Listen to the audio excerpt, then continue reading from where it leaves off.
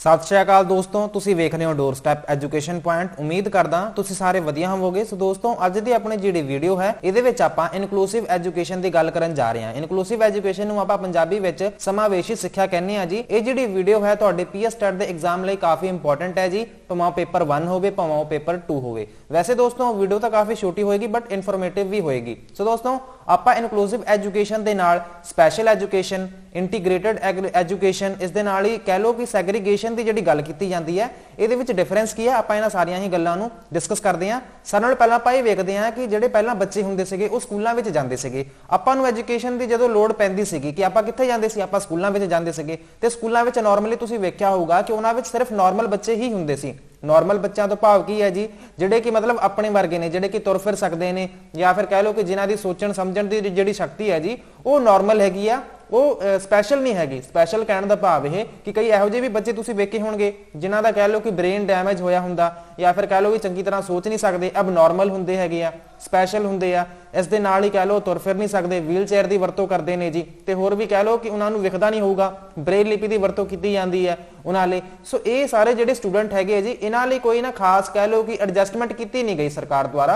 सो सरकार नूं एक रियलाइज होया कि यार क्यों ना आपां इन्हां बच्चों लई एक स्कूल बनाईए। सो उन्होंने की बना दिता गया जी, स्पैशल एजुकेशन लई उन्होंने एक वक्रे स्कूल बना दिते गए। सो उन्हां स्कूलों नूं उन्होंने स्पैशल एजुकेशन का नाम दिता। ठीक है जी, स्पैशल एजुकेशन वाले काफ़ी सारे तुसीं स्कूल वेखे होने आ।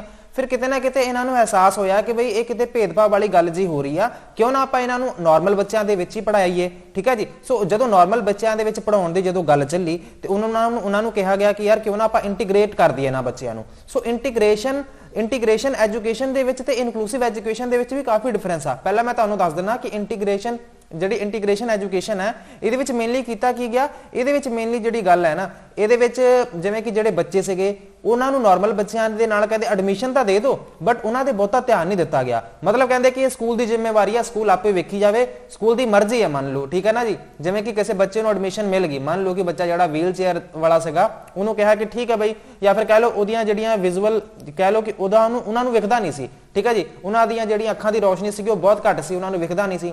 सो स्कूल ने कुछ खास उन्हां लई कीता नहीं। सो उस तो बाद की होया जी, इहदा कुछ खास रिजल्ट निकल के नहीं आया।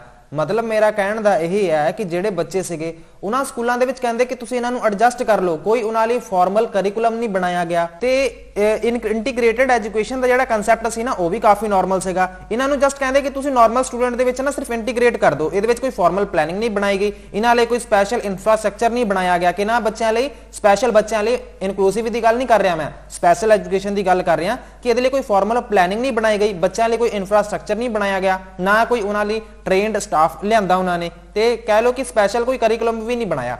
बट उस तो बाद की होया जी, उस तो बाद इन्होंने इनकलूसिव एजुकेशन लियांदा।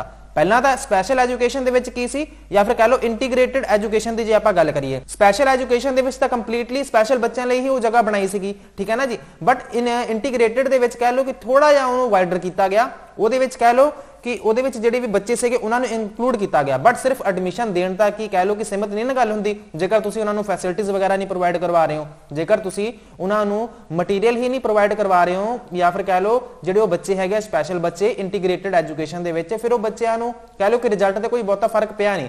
फिर इन्होंने लिया जी इनकलूसिव एजुकेशन का कंसैप्ट। ये मेनली की किया गया जी, ये जो बच्चे से स्पैशल ये बच्चों का पूरा पूरा ध्यान रखा गया, सैग्रीगेशन ना हो। मतलब ये कि जोड़े आम बच्चे हैगे आ ना उन्होंने नाल उन्होंने बच्चों को सिखाया जाए कि जी इनकलूसिव एजुकेशन कि ये नहीं मैटर करता बच्चा किहड़े बैकग्राउंड तो आता है, अमीर है या गरीब है, उसकी बॉडी के कोई डिसेबिलिटी है या नहीं है।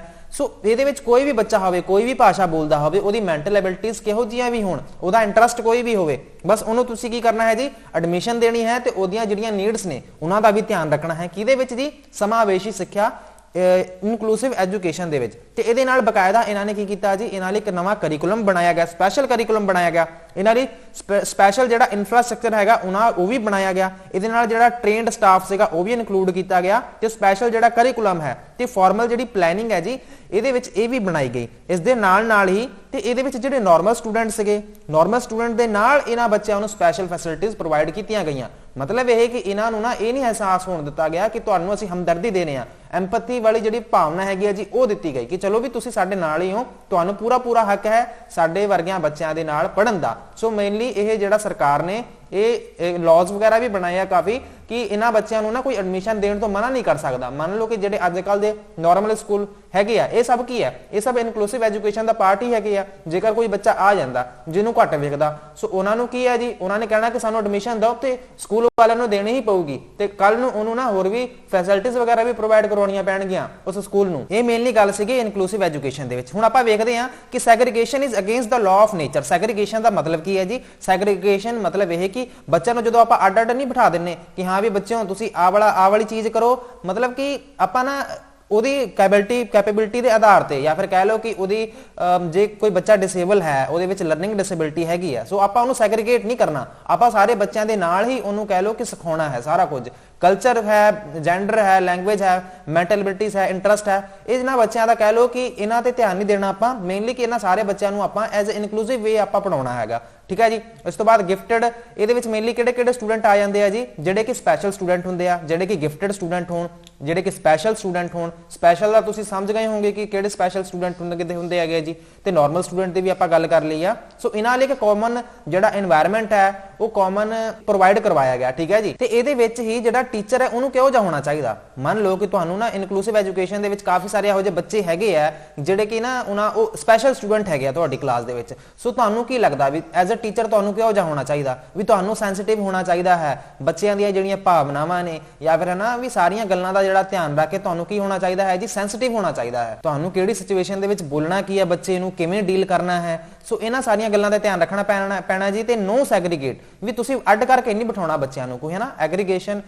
ਮਤਲਬ ਇਹ ਕਿ ਉਹਨਾਂ ਨੂੰ ਸੈਪਰੇਟ ਨਹੀਂ ਕਰਨਾ ਤੁਸੀਂ। ਇਸ ਤੋਂ ਬਾਅਦ ਆ ਗਿਆ ਜੀ ਚਾਈਲਡ ਸੈਂਟਰਡ। ਚਾਈਲਡ ਸੈਂਟਰਡ ਦਾ ਭਾਵ ਇਹ ਹੈ ਕਿ ਬਾਲ ਕੇਂਦਰਿਤ ਜਿਹੜੀ ਸਿੱਖਿਆ ਹੈ ਜੀ ਉਹ ਪ੍ਰੋਵਾਈਡ ਕਰਾਉਣੀ ਹੈ ਕਿ ਤੁਸੀਂ ਆਪਦੇ ਲਾਜ਼ ਨੂੰ ਜਾਂ ਫਿਰ ਆਪਦੇ ਜਿਹੜੇ ਤੁਸੀਂ ਪੜਾਉਣ ਦਾ ਜਿਹੜਾ ਤਰੀਕਾ ਹੈ ਉਹਨੂੰ ਚੇਂਜ ਕਰੋਗੇ ਬੱਚੇ ਦੇ ਅਕੋਰਡਿੰਗ। ਮੰਨ ਲਓ ਕਿ 4-5 ਬੱਚੇ ਸੀਗੇ, ਠੀਕ ਹੈ ਜੀ, ਸੋ ਇਹਨਾਂ ਬੱਚਿਆਂ ਦੇ ਤੁਸੀਂ ਵਿੱਚ ਜਾ ਕੇ ਪੜਾਉਂਗੇ। ਠੀਕ ਹੈ ਜੀ। ਇਹ ਨਹੀਂ ਕਿ ਤੁਸੀਂ ਡਿਕਟੇਟਰਸ਼ਿਪ ਵਾਲੀ ਗੱਲ ਕਰੋਗੇ ਕਿ ਹਾਂ ਵੀ ਤੁਸੀਂ ਬੱਚਿਓ ਐਵੇਂ ਕਰਨਾ, ਤੁਸੀਂ ਉਵੇਂ ਕਰਨਾ। ਮਤਲਬ ਇਹ ਕਿ ਤੁਸੀਂ ਬੱਚਿਆਂ ਦੇ ਦਿਮਾਗ ਨੂੰ ਧਿਆਨ ਦੇ ਵਿੱਚ ਰੱਖਦੇ ਹੋਏ ਉਹਨਾਂ ਦੀਆਂ ਜਿਹੜੀਆਂ ਨੀਡਸ ਹੈਗੀਆਂ, ਉਹਨਾਂ ਦਾ ਜਿਹੜਾ ਕਹਿ ਲਓ ਕਿ ਹੈ ਨਾ ਵੀ ਜਿਵੇਂ ਬੱਚੇ ਨੂੰ ਜੇਕਰ ਉਹ ਕੋਈ ਗੱਲ ਨਹੀਂ ਸਮਝ ਆ ਰਹੀ, ਤੁਸੀਂ ਆਪ ਦਾ ਤਰੀਕਾ ਚੇਂਜ ਕਰੋ। ਚਾਈਲਡ ਸੈਂਟਰਡ ਐਜੂਕੇਸ਼ਨ ਹੋਣੀ ਚਾਹੀਦੀ ਹੈ। ਪਹਿਲਾਂ ਕੀ ਹੁੰਦੀ ਸੀਗੀ ਜੀ? ਪਹਿਲਾਂ ਟੀਚਰ ਸੈਂਟਰਡ ਐਜੂਕੇਸ਼ਨ ਹੁੰਦੀ ਸੀਗੀ, ਜਾਂ ਫਿਰ ਟੈਕਸਟ ਬੁੱਕ ਸੈਂਟਰਡ ਐਜੂਕੇਸ਼ਨ ਹੁੰਦੀ ਸੀ ਕਿ ਟੀਚਰ ਆਪ ਦੇ ਅਕੋਰਡਿੰਗ ਪੜਾਉਂਦਾ ਸੀਗਾ। ਬਟ ਅੱਜ ਕੱਲ ਆਪਾਂ ਆਪਣੇ ਅਕੋਰਡਿੰਗ ਨਹੀਂ ਪੜਾਉਂਦੇ, ਆਪਾਂ ਬੱਚਿਆਂ ਦੇ ਅਕੋਰਡਿੰਗ ਪੜਾਉਂਦੇ ਆ। ਠੀਕ ਹੈ ਨਾ ਜੀ। ਇਸ ਤੋਂ ਬਾਅਦ ਆਡੀਓ ਵਿਜ਼ੂਅਲ ਏਡਸ। ਮੰਨ ਲਓ ਕਿਸੇ ਬੱਚੇ ਨੂੰ ਚੰਗੀ ਤਰ੍ਹਾਂ ਵਿਖਦਾ ਨਹੀਂ ਪਿਆ, ਮਤਲਬ ਉਹਨਾਂ ਦੀ ਅੱਖਾਂ ਦੀ ਜਿਹੜੀ ਰੋਸ਼ਨੀ ਹੈਗੀ ਹੈ ਜੀ ਉਹ ਘੱਟ ਹੈ, ਤੁਸੀਂ ਕੀ ਕਰੋਗੇ ਜੀ? ਵੱਡੇ ਜਿਹੜੇ ਅੱਖਰਾਂ ਵਾਲੇ ਜਿਹੜੇ ਪ੍ਰਿੰਟ ਸ਼ਬਦ ਹੁੰਦੇ ਆ, ਤੁਸੀਂ ਉਹਦੀ ਹਰ ਵਰਤੋਂ ਨਾਲ ਬੱਚੇ ਨੂੰ ਸਮਝਾਉਣਾ ਸ਼ੁਰੂ ਕਰੋਗੇ।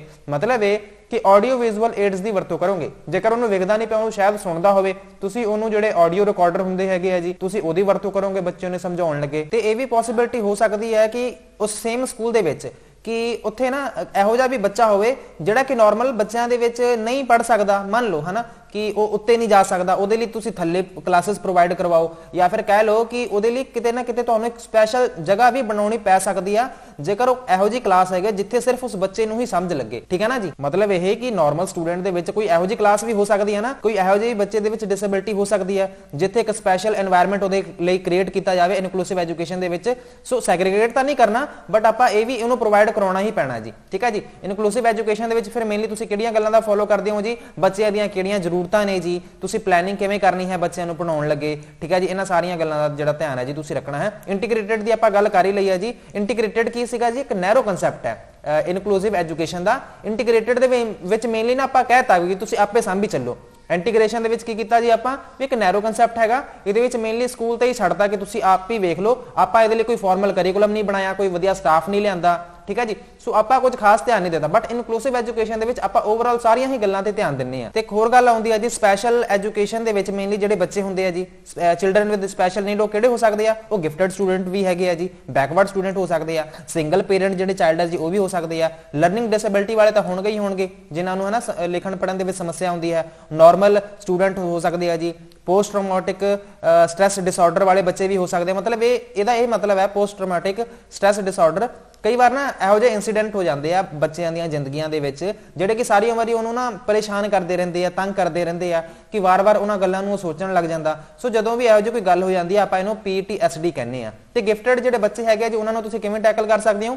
Enriched curriculum. ਐਨਰਿਚਡ ਕਰਿਕੂਲਮ ਦਾ ਕੀ ਮਤਲਬ ਹੈ ਜੀ ਕਿ ਤੁਹਾਨੂੰ ਸਾਰਿਆਂ ਨੂੰ ਪਤਾ ਕਿ ਜਿਹੜੇ ਬੱਚੇ ਹੈਗੇ ਆ ਜੀ, ਜਿਹੜੇ ਇੰਟੈਲੀਜੈਂਟ ਬੱਚੇ ਆ, ਕਾਫੀ ਗਿਫਟਡ ਸਟੂਡੈਂਟ ਹੁੰਦੇ ਆ, ਉਹ ਕਲਾਸ ਦੇ ਵਿੱਚ ਛੇਤੀ ਬੋਰ ਹੋ ਜਾਂਦੇ ਆ। ਤੁਸੀਂ ਉਹਨਾਂ ਨੂੰ ਕਾਫੀ ਸਾਰਾ ਜਿਹੜਾ ਮਟੀਰੀਅਲ ਹੈ, ਇੰਟਰਸਟਿੰਗ ਮਟੀਰੀਅਲ ਜਿਹੜਾ ਕਿ ਉਹਨਾਂ ਦੀ ਸਟੱਡੀ ਤੋਂ ਰਿਲੇਟਡ ਹੋਵੇ, ਤੁਸੀਂ ਉਹ ਉਹਨਾਂ ਨੂੰ ਪ੍ਰੋਵਾਈਡ ਕਰਵਾ ਸਕਦੇ ਹੋ।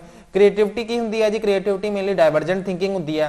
ਡਾਇਵਰਜੈਂਟ ਥਿੰਕਿੰਗ ਦਾ ਕੀ ਭਾਵ ਹੈ ਜੀ? ਇੱਕ ਕਨਵਰਜੈਂਟ ਥਿੰਕਿੰਗ ਹੁੰਦੀ ਹੈ, ਇੱਕ ਡਾਇਵਰਜੈਂਟ ਥਿੰਕਿੰਗ ਹੁੰਦੀ ਹੈ। ਇਹਦੇ ਬਾਰੇ ਵੀ ਆਪਾਂ ਗੱਲ ਕਰ ਲੈਂਦੇ ਆ। ਮਤਲਬ ਇਹ ਮੰਨ ਲਓ ਕਿ ਤੁਸੀਂ ਬੱਚਿਆਂ ਨੂੰ ਨਾ ਇੱਕ ਸਵਾਲ ਪੁੱਛਿਆ, ਉਹਨਾਂ ਨੂੰ ਕਿਹਾ ਕਿ ਚਲੋ ਇਹਦਾ ਜਵਾਬ ਦਿਓ। ਸੋ ਜਿਹੜੇ ਸਾਰੇ ਬੱਚੇ ਸੀ ਨਾ ਉਹਨਾਂ ਨੇ ਉਹਦੇ ਨਾ 10 ਜਵਾਬ ਦਿੱਤੇ। ਸਾਰੇ ਬੱਚੇ ਨਹੀਂ ਸੀ, ਮਤਲਬ ਕਿ 2-4 ਬੱਚੇ ਸੀਗੇ, ਉਹਨਾਂ ਨੇ ਕਿਹਾ ਕਿ ਹਾਂ ਵੀ ਇਸ ਪ੍ਰੋਬਲਮ ਨੂੰ ਐਵੇਂ ਸੋਲਵ ਕੀਤਾ ਜਾ ਸਕਦਾ, ਇਸ ਪ੍ਰੋਬਲਮ ਨੂੰ ਐਵੇਂ ਸੋਲਵ ਕੀਤਾ ਜਾ ਸਕਦਾ। ਮਤਲਬ ਕਿ ਇੱਕ ਪ੍ਰੋਬਲਮ ਦੇ ਜਦੋਂ ਕਿ ਆ ਇੱਕ ਪ੍ਰੋਬਲਮ ਹੈ, ਇੱਕ ਪ੍ਰੋਬਲਮ ਦੇ ਜਦੋਂ ਤੁਸੀਂ ਨਾ 5-6 ਸੋਲੂਸ਼ਨ ਦਿੰਨੇ ਹੋ ਤੇ ਉਹਦਾ ਪ੍ਰੋਬਲਮ ਸੋਲਵ ਹੋ ਜਾਂਦਾ, ਠੀਕ ਹੈ ਨਾ ਜੀ। ਤੇ ਉਹਨੂੰ ਆਪਾਂ ਕਹਿੰਦੇ ਆ ਜੀ, ਇਹਨੂੰ ਤੁਸੀਂ ਕਹਿੰਦੇ ਹੋ ਜੀ ਕ੍ਰੀਏਟਿਵਿਟੀ, ਡਾਇਵਰਜੈਂਟ ਥਿੰਕਿੰਗ। ਜੇਕਰ ਆਪਾਂ ਗੱਲ ਕਰੀਏ ਕਨਵਰਜੈਂਟ ਥਿੰਕਿੰਗ ਦੀ ਜੀ, ਸੋ ਕਨਵਰਜੈਂਟ ਥਿੰਕਿੰਗ ਦੇ ਵਿੱਚ ਜਿਹੜਾ ਟੂ ਦਾ ਪੁਆਇੰਟ ਜਿਹੜੀ ਗੱਲ ਕੀਤੀ ਜਾਂਦੀ ਹੈ ਜੀ, ਉਹ ਆਪਾਂ ਕਰਦੇ ਆ, ਠੀਕ ਹੈ ਨਾ ਜੀ। ਟੂ ਦਾ ਪੁਆਇੰਟ ਜਿਹੜੀ ਗੱਲ ਹੈ ਜੀ ਉਹ ਆਪਾਂ ਕਰਦੇ ਆ। ਮੇਨਲੀ ਡਾਇਵਰਜੈਂਟ ਥਿੰਕਿੰਗ ਦੇ ਵਿੱਚ ਜਿਹੜੀ ਤੁਹਾਡੀ ਥਿੰਕਿੰਗ ਹੁੰਦੀ ਹੈ ਉਹ ਡਾਇਵਰਸ ਹੁੰਦੀ ਹੈ ਨਾ ਜੀ, ਕਾਫੀ ਜ਼ਿਆਦਾ ਹੁੰਦੀ ਹੈ। ਸੋ ਇਹ ਉਮੀਦ ਕਰਦਾ ਤੁਹਾਨੂੰ ਸੈਸ਼ਨ ਹੈਲਪਫੁਲ ਜ਼ਰੂਰ ਲੱਗਿਆ ਹੋਊਗਾ। ਬਾਕੀ ਕੱਲ ਮੈਂ ਤੁਹਾਡੇ ਲਈ ਇੱਕ ਲਰਨਿੰਗ ਡਿਸੇਬਿਲਿਟੀ ਵਾਲੀ ਕਲਾਸ ਵੀ ਲੈ ਆਉਂਗਾ, ਜਿੱਥੋਂ ਇੱਕ ਅੱਧਾ ਪ੍ਰਸ਼ਨ ਉੱਥੋਂ ਵੀ ਬਣ ਜਾਂਦਾ ਹੁੰਦਾ। ਸੋ ਉਮੀਦ ਕਰਦਾ ਸੈਸ਼ਨ ਨੂੰ ਜੇਕਰ ਤੁਸੀਂ ਇੰਜੋਏ ਕੀਤਾ ਹੈ, ਤੁਹਾਨੂੰ ਕੁਝ ਥੋੜਾ ਬਹੁਤ ਸਮਝ ਲੱਗਿਆ ਹੋਵੇ, ਤੁਸੀਂ ਸੈਸ਼ਨ ਨੂੰ ਲਾਈਕ ਤਾਂ ਜ਼ਰੂਰ ਕਰਨਾ ਹੀ ਕਰਨਾ ਹੈ। ਇਸ ਦੇ ਨਾਲ ਚੈਨਲ ਨੂੰ ਵੀ ਸਬਸਕ੍ਰਾਈਬ ਕਰ ਲਿਓ। ਤੇ ਹੁਣ ਆਪਾਂ ਵੀਡੀਓ ਨੂੰ ਕਰਦੇ ਹਾਂ ਖਤਮ। Thank you so much for watching. God bless you.